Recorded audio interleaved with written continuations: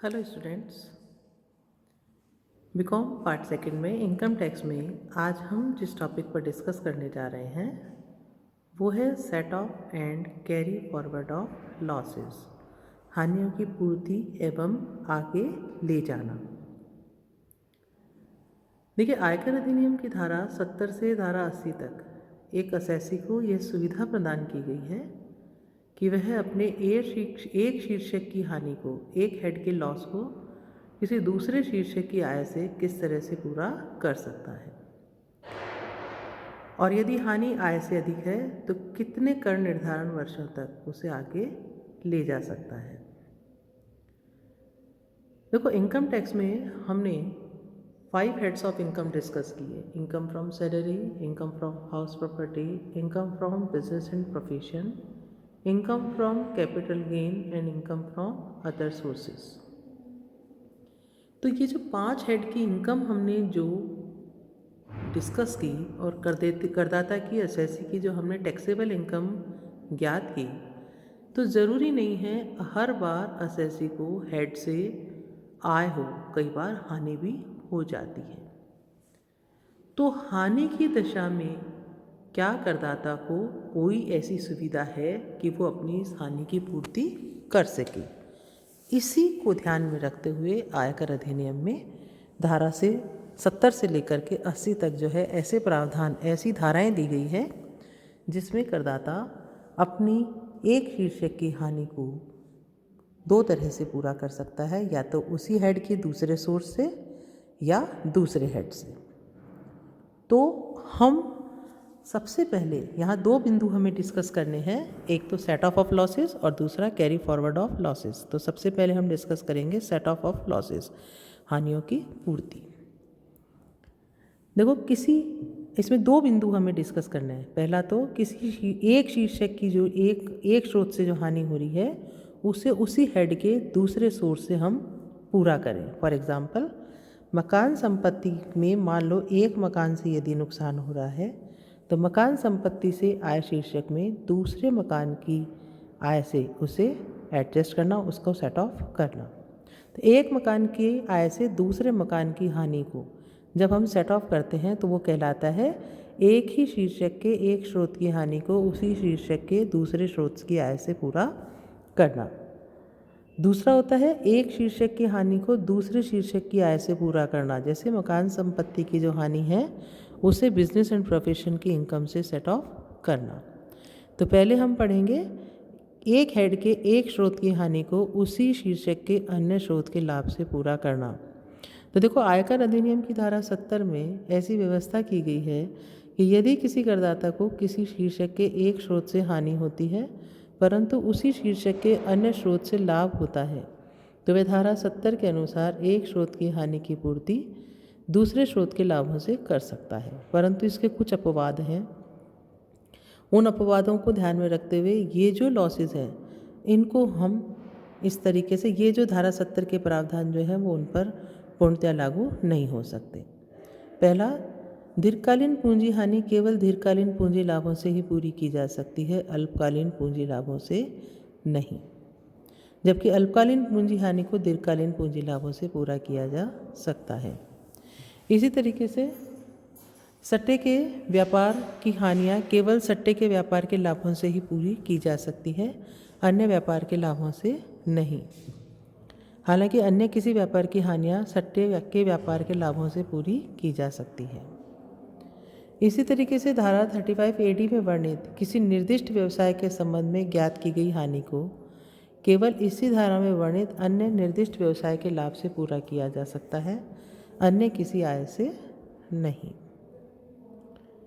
इसी तरह दौड़ के लिए घोड़े रखने के संबंध में जो हानि होती है उसको दौड़ के घोड़ों को रखने के लाभों में से ही पूरा किया जा सकता है, अन्य किसी साधन या शीर्षक की आय से नहीं।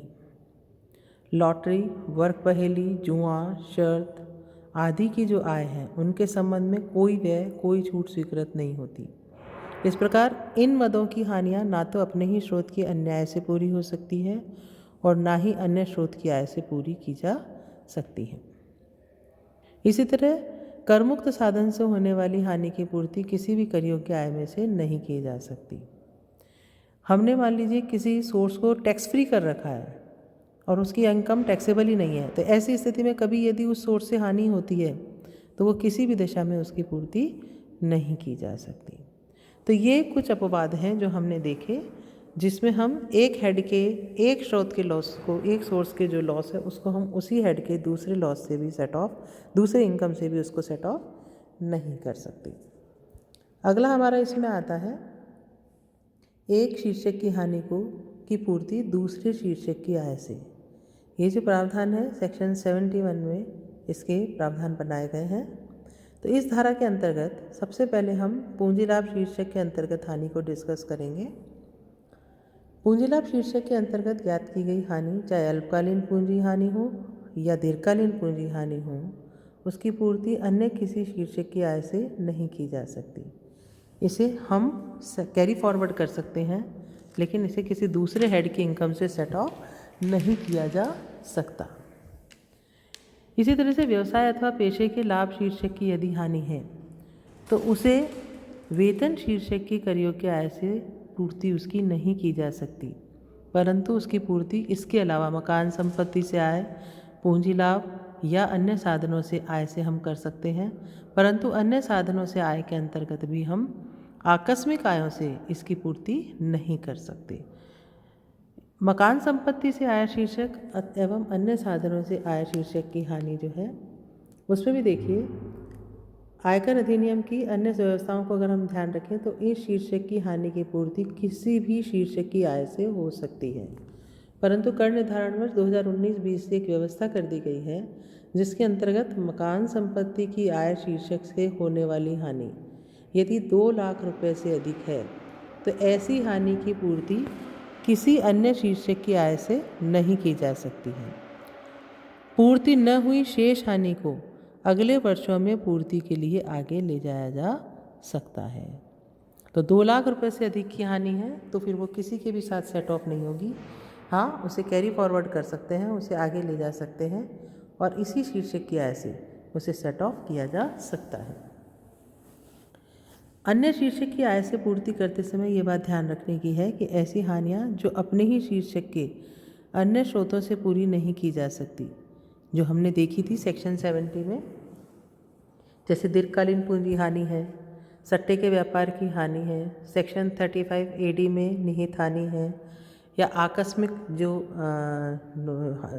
हानियाँ हैं, कैजुअल इनकम की जगह कैजुअल लॉस है। तो ये जो हानियाँ जब ये अपने ही हेड में किसी दूसरे सोर्स से सेट ऑफ नहीं हो सकती तो फिर ये दूसरे हेड की इनकम से भी सेट ऑफ नहीं हो सकती। तो देखो, आयकर अधिनियम में हानियों की पूर्ति करने के संबंध में ऐसा कोई विधि नहीं दी गई है या ऐसा कोई नियम नहीं है कि इसको किस तरीके से करना है। हम ऐसी व्यवस्था को अपनाते हैं जो असेसी के लिए अधिक से अधिक लाभदायक रहे, बेनिफिशियल रहे। तो देखो, सर्वप्रथम जैसे हम इसमें ये देखें कि सेक्शन 70 और 71 को ध्यान में रखते हुए, उन नियमों को, उन धाराओं को ध्यान में रखते हुए हम इस तरीके से करदाता की हानियों की पूर्ति करें कि करदाता को अधिक से अधिक लाभ हो। फॉर एग्जाम्पल, यदि करदाता को व्यापार अथवा पेशे शीर्षक से हानि होती है और उसको मकान संपत्ति एवं दीर्घकालीन पूंजी लाभों से लाभ होता है, आय होती है, तो वो क्या करेगा? वो पहले अपनी व्यापार एवं पेशे की जो हानि है उसे मकान संपत्ति की आय से पूर्ति करेगा और शेष हानि यदि बचती है तो दीर्घकालीन पूंजी लाभों से उसकी पूर्ति करेगा, क्योंकि मकान संपत्ति की आय पर रेट ऑफ टैक्स कितना रहेगा? 30% और दीर्घकालीन पूंजी लाभों पर कितना रहेगा? 20%। तो हमें खुद ये निर्धारित करना होता है कि कौन सी हम प्रक्रिया को अपनाएं जिसमें हम आयकर अधिनियम के प्रावधानों को ध्यान में रखते हुए करदाता को अधिक से अधिक सेट ऑफ की जो प्रक्रिया है वो लाभदायक रहे। अगले क्लास में मैं आपको बताऊंगी कि वो हानियाँ जो सेट ऑफ नहीं हो सकी, जिनकी पूर्ति नहीं कर सकी, उन्हें किस तरीके से कैरी फॉरवर्ड किया जाता है, किस तरीके से उन्हें आगे ले जाया जाता है। तो देखिए स्टूडेंट्स, इनकम टैक्स में set of and carry forward of losses एक बहुत इंटरेस्टिंग और एक आसान, इसको हम टॉपिक मानते हैं। एग्ज़ाम में कई बार स्टूडेंट्स को ऐसी प्रॉब्लम्स भी आती हैं कि वो प्रैक्टिकल नहीं कर पाते हैं, तो ऐसी स्थिति में इस तरह की जो थियरी हैं ये बिल्कुल प्रैक्टिकल की तरह ही होती हैं। तो आपको यहाँ दो चीज़ें अलग अलग स्टडी करनी है, पहला सेट ऑफ लॉसेस और दूसरा कैरी फॉरवर्ड ऑफ लॉसेस। तो जो सेट ऑफ का जो पार्ट है उसमें अभी हमने जो नियम डिस्कस करे, मुझे नहीं लगता कि वो आपको नहीं समझ आए होंगे। बहुत आसान है। पहला, उसी हेड के लॉस को उसी हेड के दूसरी आय से हम सेट ऑफ करें, और दूसरा, एक हेड के लॉस को दूसरे हेड के इनकम से हम सेट ऑफ करें। अब जो सेट ऑफ हो गए वो तो ठीक है, लेकिन यदि आय कम पड़ गई तो फिर क्या होंगे? कैरी फॉरवर्ड होंगे। तो अगली क्लास में हम डिस्कस करेंगे उन व्यवस्थाओं को, आयकर अधिनियम की उन धाराओं को जिसके अंतर्गत शेष बची हुई हानियों को आगे ले जाकर पूरा किया जाता है। धन्यवाद।